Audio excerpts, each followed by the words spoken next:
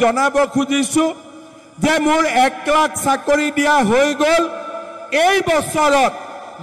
নমস্কাৰ বন্ধুসকল, welcome to my YouTube channel Assamese government job. এই মুহূৰ্তত আপোনালোকৰ বাবে কেইবাটাও গুৰুত্বপূৰ্ণ খবৰ আহিছে। মুখ্যমন্ত্ৰী মহোদয়ে পুনৰ আপোনালোকৰ কেইবাটাও গুৰুত্বপূৰ্ণ খবৰ ঘোষণা কৰি দিলে। নিশ্চয় গম পায় যে বৰ্তমান সময়ত 1 লাখ চাকৰি দিয়া সম্পূৰ্ণ হৈ গ'ল বুলি গ'ল, কিন্তু আপোনালোকে নিশ্চয় গম পায় যে 1 লাখ চাকৰি দিয়া সম্পূৰ্ণ কিয় হোৱা নাই। কাৰণ কেলৈ আপোনালোকে নিশ্চয় গম পায় 12,000 চাকৰি অলৰেডি এপ্লাই হৈ গ'ল, কিন্তু তাৰ ইণ্টাৰভিউ হোৱা নাই। কিন্তু মুখ্যমন্ত্ৰী মহোদয়ে কৈলে যে 1 লাখ চাকৰি দিয়া সম্পূৰ্ণ হৈ গ'ল, আৰু লগতে কেইবাটাও বহুকেইটা গুৰুত্বপূৰ্ণ খবৰ ঘোষণা কৰিলে বা 1 লাখ চাকৰি দিয়া সম্পূৰ্ণ হ'ল বুলি গ'ল। কিন্তু 1 লাখ চাকৰি সঁচাকৈ সম্পূৰ্ণ হ'লনে বাৰু? মানে আপোনালোকক প্ৰতিজনে 1 লাখ এটাকৈ চাকৰি পালে নে এটা বিভাগতে 2-3টা বিভাগত একেজন মানুহৰ নাম আহি প্ৰায় 1 লাখ চাকৰি ঠাইত মাত্ৰ 50-60,000 চাকৰি কেণ্ডিডেটহে চাকৰি পালে, কিন্তু নাম আকৌ 1 লাখ হৈ আহিল। তেনেদৰে কিবা 1 লাখ চাকৰি হ'ল নেকি? নে আপোনালোকৰ সেই নতুনকৈ আকৌ সেই লিষ্টখিনি দিব নেকি, বা আকৌ নতুনকৈ 50,000 চাকৰি আহিব নেকি? কি কথা মুখ্যমন্ত্ৰী মহোদয়ে ঘোষণা কৰিছে, এই সকলোখিনি কথা মই আপোনালোকক এই ভিডিঅ' যোগে আলোচনা কৰা হ'ব। মুখ্যমন্ত্ৰী মহোদয়ে কি ঘোষণা কৰিছে, পুনৰ 50,000 চাকৰি আহিব বুলি কৈছে, কেতিয়া আহিব এই 50,000 চাকৰি, সেই কথা মুখ্যমন্ত্ৰী মহোদয়ে ঘোষণা কৰিছে। কি ঘোষণা কৰিছে মই আপোনালোক সকলোখিনি কথা এই ভিডিঅ' যোগে আলোচনা কৰা হ'ব। যদি ভিডিঅ'টো ভাল পায় ভিডিঅ' লাইক কৰিব, লগতে চেনেলটো ছাবস্ক্ৰাইব কৰি দিব। এনেকুৱা ধৰণৰ ভিডিঅ' প্ৰতিদিনে পাই থাকিব বাবে মুখ্যমন্ত্ৰী মহোদয়ে কি ঘোষণা কৰিছে মই আপোনালোকক শুনাই দিছোঁ। আপোনালোকে ভিডিঅ'টো শেষলৈকে চাই ল'ব। জনাব খুজিছো যে মোৰ 1 লাখ চাকৰি দিয়া হৈ গ'ল এই বছৰত মই নতুনকৈ আকৌ 50,000 চৰকাৰী চাকৰি দিম।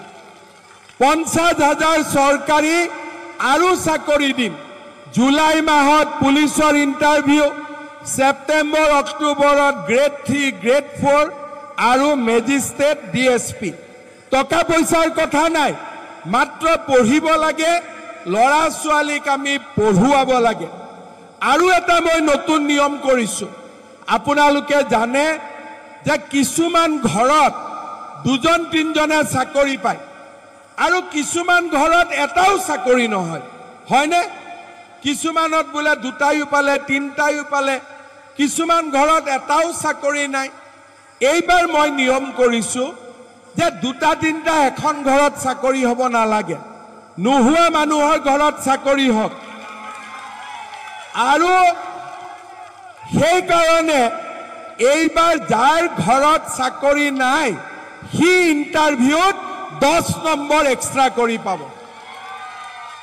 তাৰমানে ময়ো যদি 10 পাওঁ, মোৰ লগৰ ল'ৰাটোৱেও 10 পায়, মোৰ ঘৰত আগত চাকৰি আছে, মই এক্সট্ৰা নম্বৰ নাপাওঁ। কিন্তু মোৰ ঘৰত চাকৰি নাই, মই 10 নম্বৰ এক্সট্ৰা কৰি পাম, যাতে চাকৰি নোহোৱা ঘৰত চাকৰি হ'ব পাৰে। শ্ৰদ্ধাৰ ৰাইজ, অসমৰ পৰিৱেশ এতিয়া সলনি হ'ল। ল'ৰা ছোৱালীয়ে পঢ়া শুনা কৰে।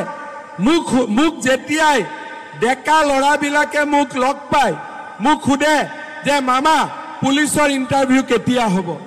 তাৰমানে ল'ৰা ছোৱালীৰ মনত এটা আশা আছে যে আজিকালি আৰু টকা দি চাকৰি ল'ব নালাগে, আমি বিনা পইচাতে মেৰিটত চাকৰি পাব পাৰোঁ।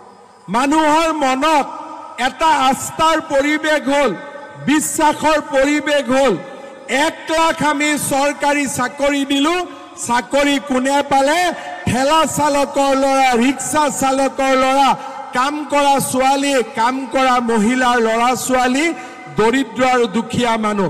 দালালবিলাক মাটিৰ তলত সোমাই গ'ল। এতিয়া আৰু দালাল আমি বিচাৰি নাপাওঁ।